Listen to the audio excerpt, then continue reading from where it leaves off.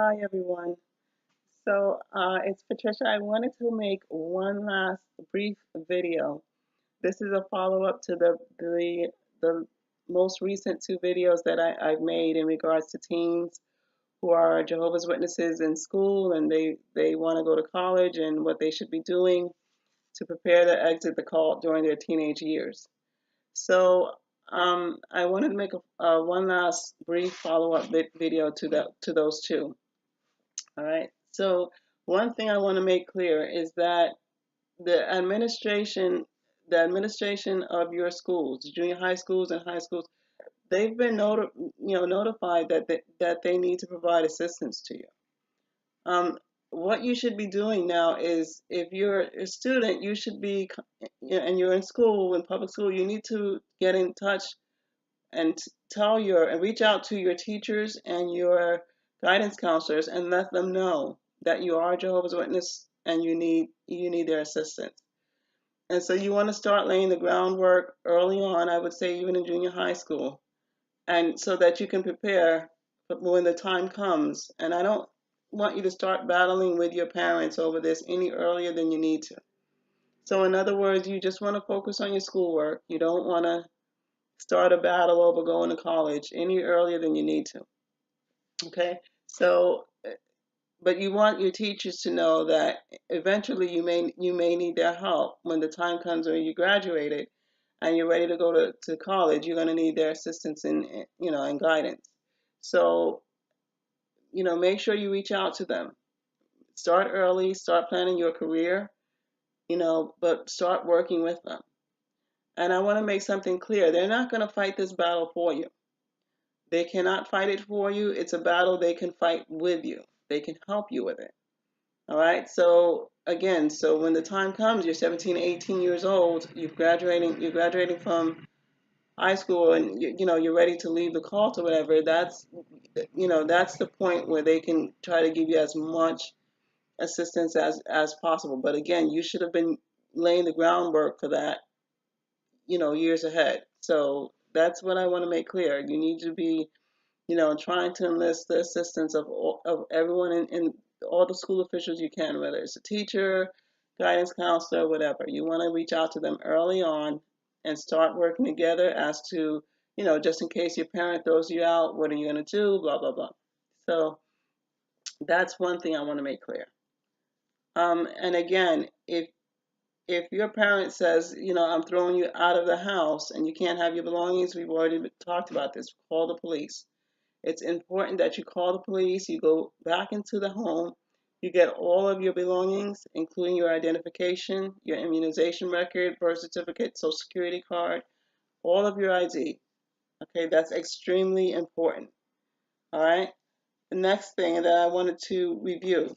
Sometimes parents tell their kid, listen, you're in the 10th grade, you don't need any more education. I want you to drop out of school. Try to fight to stay in school. All right? Try to fight to remain in school.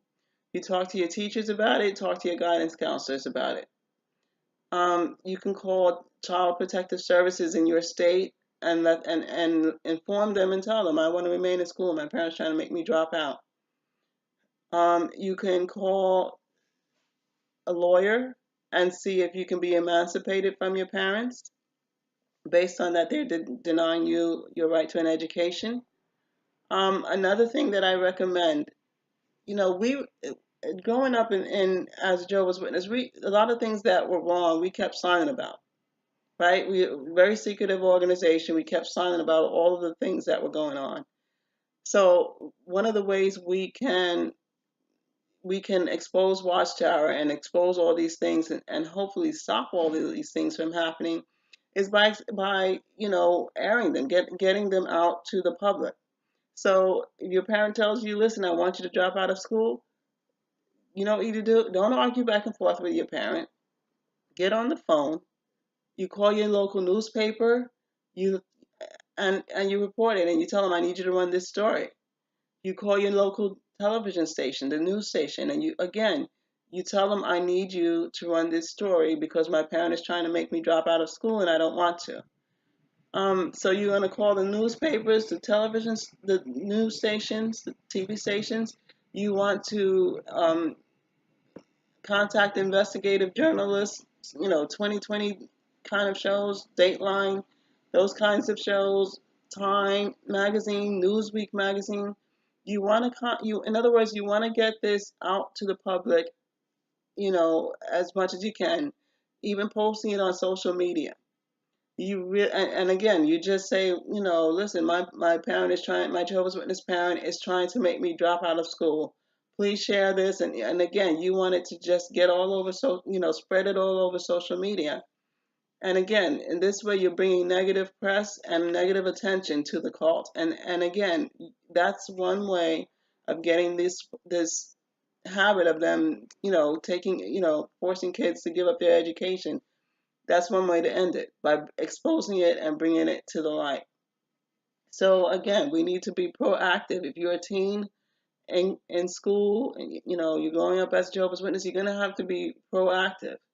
We can all help you with this, but we're going to need you to play a role in this. And you have to be okay with that.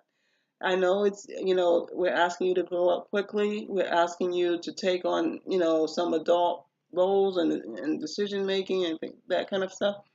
But, again, that's what cults do. They rob kids of their childhood. They rob kids of their adolescent years. You have to grow up very fast in a cult. You have to grow up very quickly in a cult. It's the only way you'll survive. And so that's one of the things I wanted to make clear to you, that you should involve the police, as well as the press, and just expose whatever's going on. Use social media as well. The one last thing I wanted to talk about is XJW activism.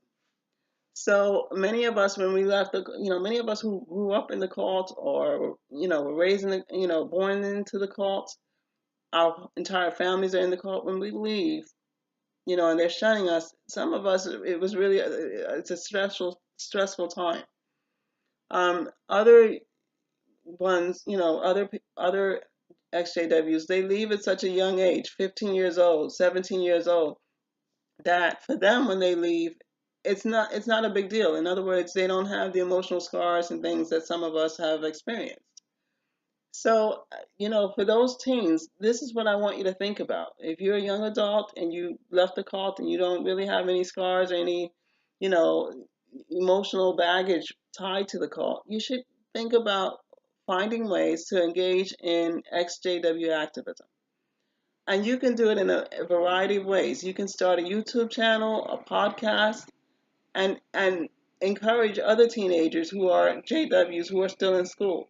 You can tell them what worked for you, what helped you, that kind of thing. I mean, to tell you the truth, I haven't been in school in so many years. It's very different now. It's a very different experience now. So it would be great if the younger generation could help those JWs who are still in school and still fighting these kinds of battles, give them encouragement and tell them what they should and shouldn't do, or what's helpful, what's not helpful, that kind of thing. Um, Share your experiences. Share your experiences on YouTube, Facebook. Get it out there. Let the public know what's going on. Another way to help with XJW activism. All right.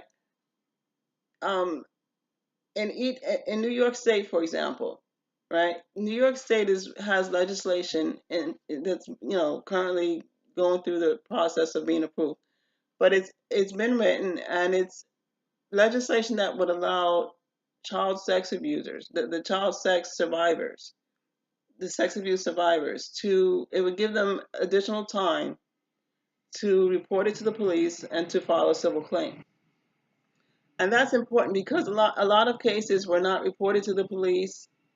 And so years have gone by, and then now when the survivor feels up to reporting it to the police and having something done about the case, or filing a civil case, they're told it's too late.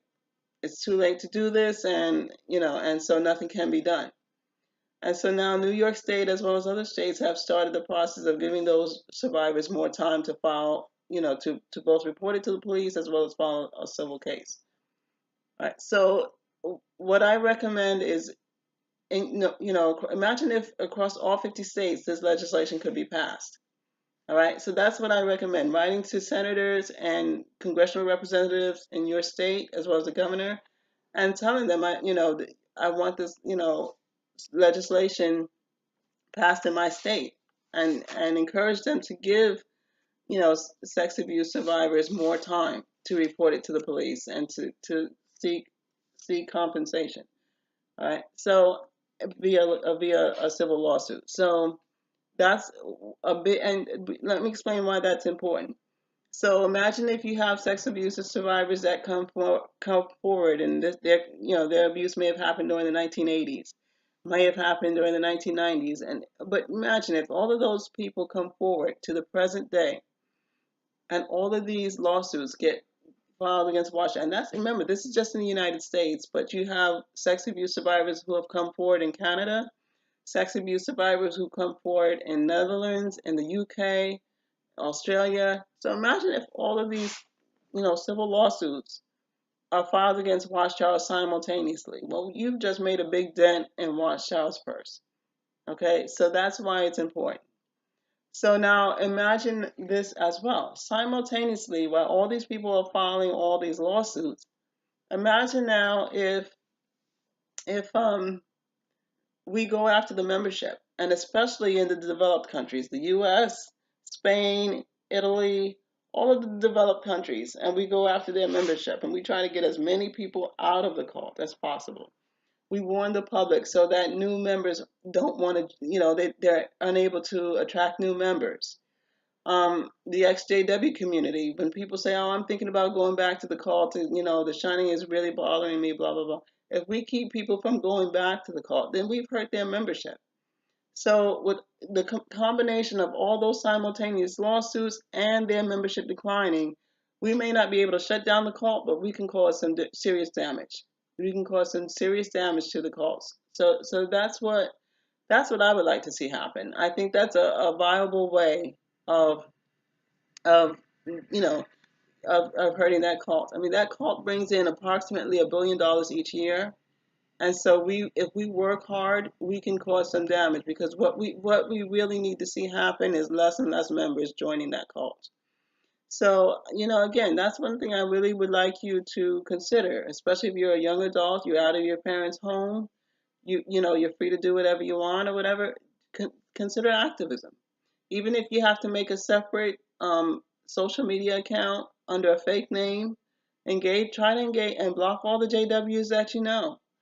But you want to try to engage, that if, like I said, especially if you don't have any emotional scars or psychological baggage and all of this stuff from the cult that some of us carry, if you feel up to it, I strongly encourage you to engage in activism. And like I said, even the generation that's just starting junior high school and high school, they're going to need the assistance of those of us who made it out so that they can make it out. And we just have to keep going back and making sure that these younger generations keep making it out of the cult. We don't want that generation, these younger generations, to remain cult members and keep trying to recruit people. We need to get as many out as possible. So that's my video for today. And again, this is the last of the part that I did, the two other videos that I did.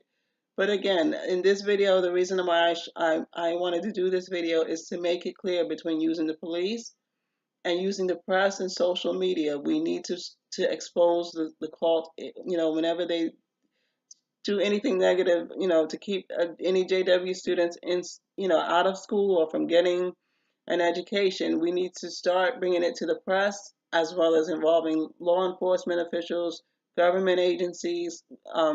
Again, you could try and get emancipated from your parents, and involve Child Protective Services.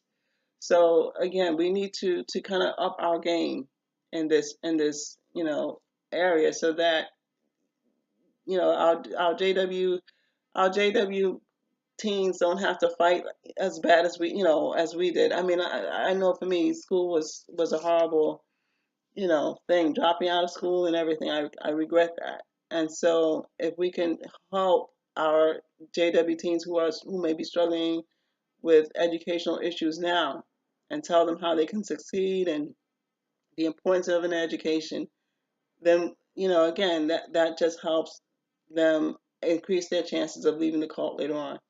All right, so everyone have a great week, and talk to you soon. Bye.